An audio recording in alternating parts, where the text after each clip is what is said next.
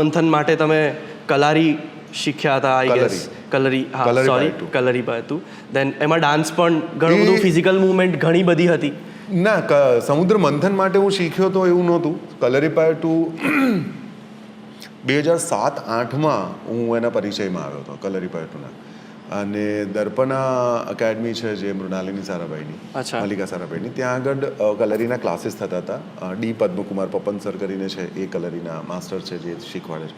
ગુજરાતમાં I think is the only senior person who teaches Kalari આટલું સુંદર રીતે. અને અમે લોકો એક પ્લે કરી રહ્યા હતા અશ્વત્થામા કરીને, અને જે ડિરેક્ટર છે ધ્રુણાદ, એણે ડિરેક્ટ કર્યું. ધ્રુણાદ એટલે જેણે કમઠાણ ડિરેક્ટ કર્યું. સો અમે લોકો સાથે હતા કોલેજમાં, ડ્રામા કોલેજ. અચ્છા.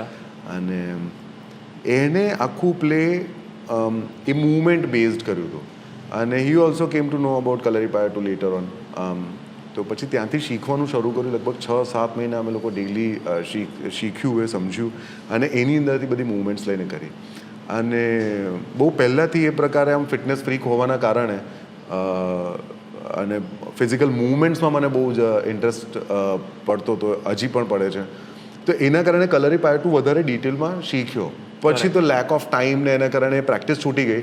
પણ પછી એ શીખતો રહ્યો, કેરલા ગયો, ત્યાં આગળ જઈને પણ કલરીના સારા એવા રેઝિડેન્શિયલ સ્પેસીસમાં જઈને કામ કર્યું, શીખ્યા.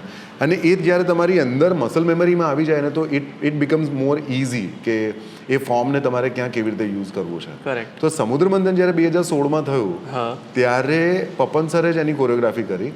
અને કલરીપાય ટુ છે બેઝિકલી માર્શલ આર્ટ ફોર્મ, અને it is also considered as the mother of all martial art forms across the world.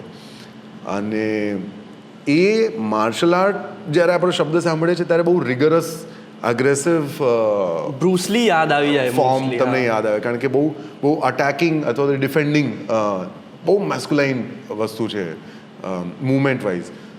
પણ he use it as a romantic dance. એટલે બહુ રોમેન્ટિક કોરિયોગ્રાફીમાં. તો હું અને મારી જે કો એક્ટર છે દેવકી, અમારી બંને વચ્ચેનો એ બહુ જ સુંદર કોરિયોગ્રાફી કરીને એની અંદરથી એક રોમેન્ટિક મૂવમેન્ટ કલરીના સ્ટેપ્સની અંદરથી ક્રિએટ કરી હતી. એટલે બહુ પાવરફુલ ફોર્મ છે યાર.